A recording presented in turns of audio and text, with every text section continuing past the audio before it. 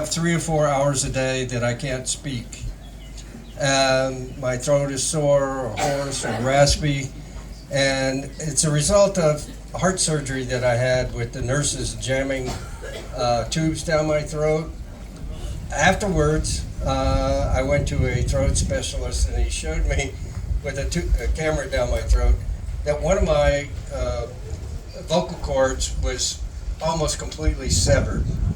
And so my voice tires if I speak a lot, if I'm under stress, and it happens almost daily. Since I have been here, I've been blabbing my head off to everybody.